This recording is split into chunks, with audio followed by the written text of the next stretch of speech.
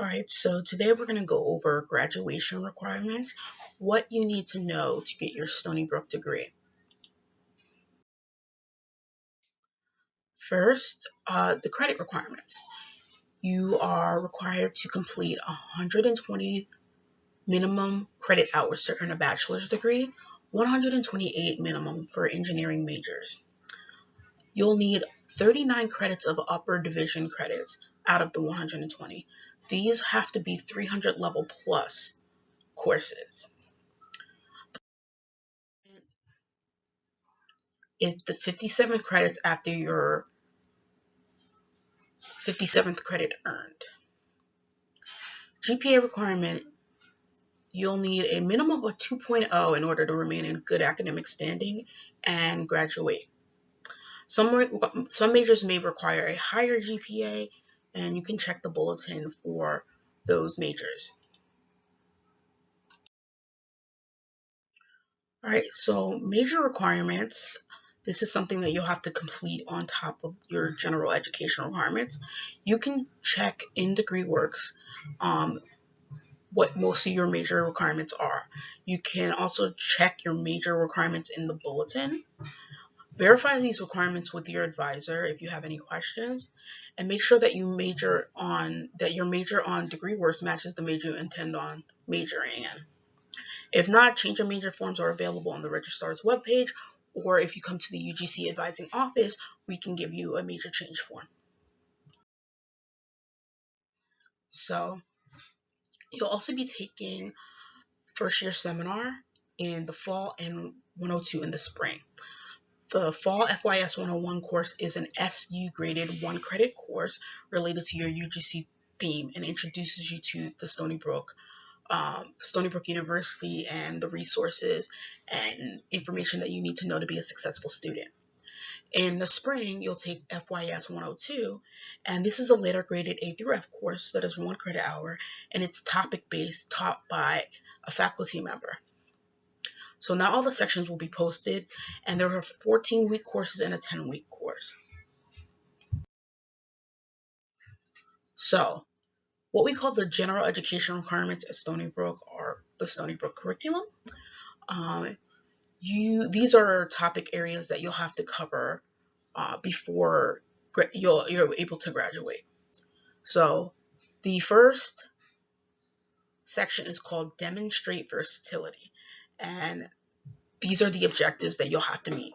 Explore and understand the fine and performing arts, engage global issues, address problems with critical analysis in the methods of humanities, communicate in human language or other than English.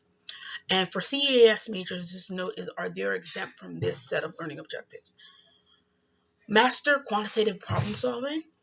Understand, observe, and analyze human behavior and the structure and functioning of society. Study of the natural world, understanding technology, understanding the political, economic, social, and cultural history of the United States, and writing effectively in English. So for you as a first-year student, the SBCs or Stony Brook curriculum courses that you'll take, most of them will fit in this Demonstrate Versatility category.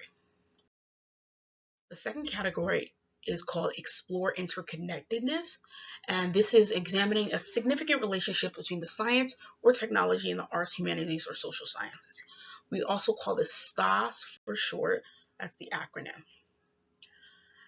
The next category is Pursue Deeper Understanding, and of this, you only have to complete 3 of the 4 objectives. We have Experiential Learning, or EXP+, Humanities and Fine Arts, or HFA+, Social and Behavioral Sciences Plus. Now, the plus usually means for a 300 or 400 level course. To get the plus, level courses will apply. The fourth and final category is called Prepare for Lifelong Learning.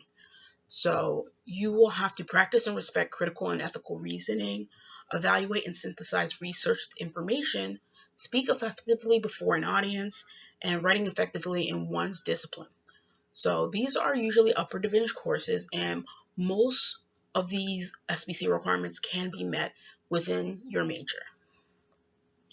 So one thing to note is that language, writing, and QPS learning objectives have to be passed with a grade of C or higher in order to get the SBC objective.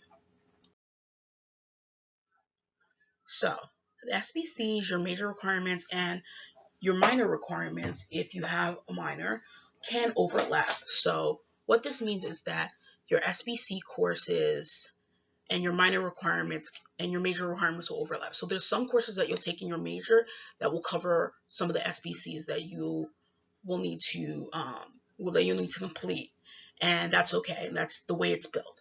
Same thing with if you have or you pick up a minor. If there's a minor requirements that you have and they cover your SBCs, it's kind of killing two birds with one stone. So you have your minor that you're taking, and it's also covering your SBCs. The key to choosing your courses and being smart about how you move throughout your degree is knowing what major requirements and what SBCs they cover, as well if you pick up a minor, what those minor classes and SBCs cover. Whatever's not going to be covered in your major or your minors as far as SBCs are concerned are the elective courses that you should take. So DegreeWorks is a degree progress tool that helps you track your academic progress. You can track your major and minor and also your general university requirements. So you can go over your Stony Brook curriculum, classes that you're taking, credit hours, your upper division requirements. You can track your GPA requirements and your major and minor requirements. DegreeWorks includes most of your major requirements. You can also check for your major requirements in the bulletin, academic bulletin. Always verify these requirements with your advisor. You want to make sure that everything's matching up and that your courses are populating in DegreeWorks where they're supposed to be. Just to double check, you should meet with an advisor about once a semester to go over your degree progress. Make sure that the major in your degree work matches the major you intend on majoring in. And if not, you can come to our office and get a form to get that changed. So minors are not a requirement to get your degree unless it's specifically said in your major that you need to have a minor.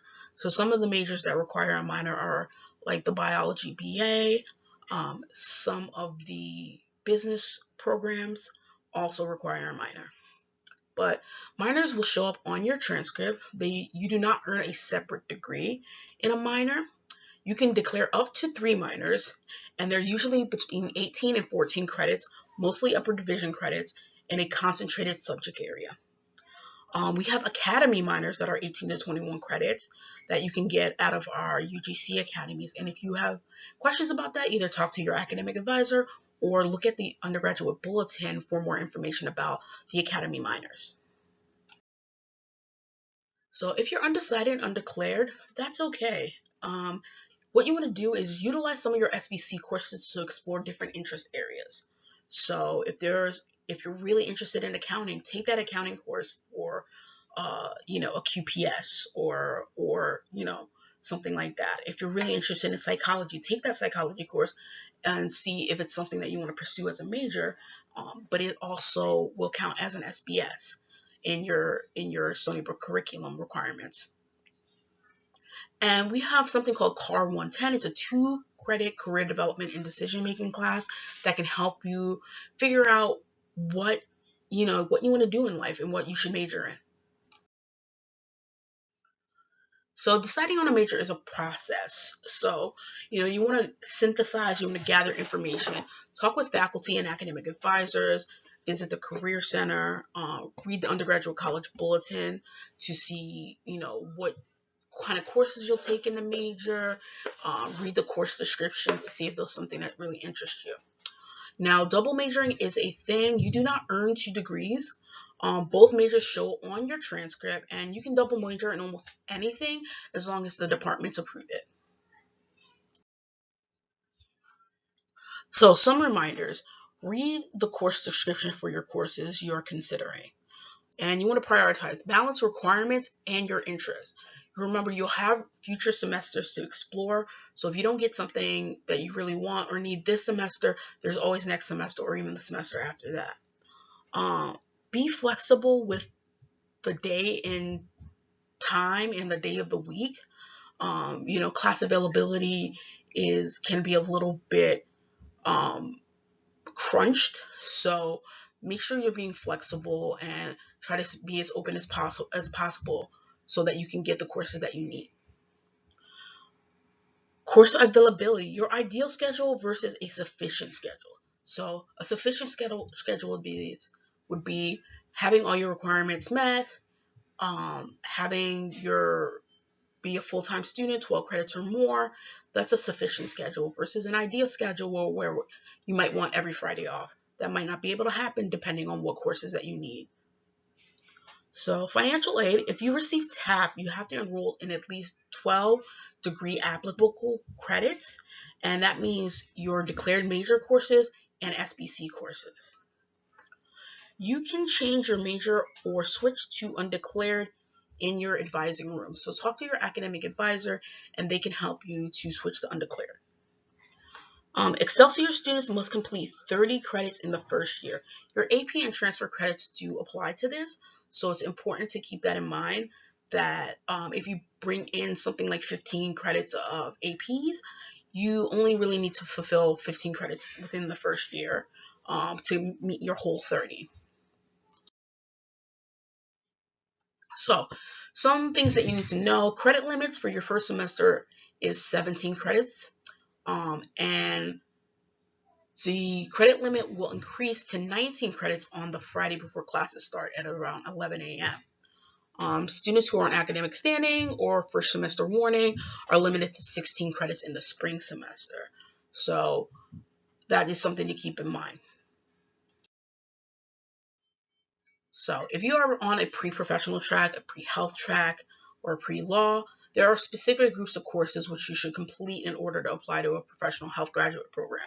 You can major in anything. So if you are pre-med, but you don't want to study biology or chemistry, that's okay. You can study, say, art. And as long as you're taking the prerequisites for the grad program that you're applying to, it's perfectly fine for you to major in something that you really like art or environmental science. Pre-law, there are no specific courses required to be able to apply to law school, and you can major in anything. So there's some courses that can help you with like studying for the LSAT and things like that, and you should talk to your academic advisor about what those are and what courses you can take to help you along with that. So engineering majors, including AMS and CSE, your advising takes place in the engineering building, walk-in hours 10 to 4 p.m., and you can schedule an appointment with an advisor. So what do you need to register for? You want your major requirements. Step 1, major requirements. You can look up your major requirements on the academic bulletin, or you can refer to DegreeWorks. Any pre-professional requirements that you have. So if you know that you really want to do pre-health or pre-nursing or something like that, chemistry is one of those courses that you need to have for your first semester. So that's something that you want to add to your schedule. Any SBC requirements. So if you're not in a writing course or Ad Writing 102, consult DegreeWorks to see what else you need. You're required to take FYS 101, and it is a requirement for all freshmen, and it's searchable on your UGC website, or you can go on Solar and search for your undergraduate college 101, and all the available sections will come up. And electives, if applicable. If there's any electives that you want to take beyond what we have listed, you can take that course up to 17 credits. So UGC advising is, we have walk-in hours for UGC students Monday through Fridays from 1 to 4 p.m. and advisors have quad hours in their quads, and you should check out the website, your individual UGC website, to find out when your advisor is in the quad. All right, well, that is all, and thank you, and stay tuned for the registration prep quiz.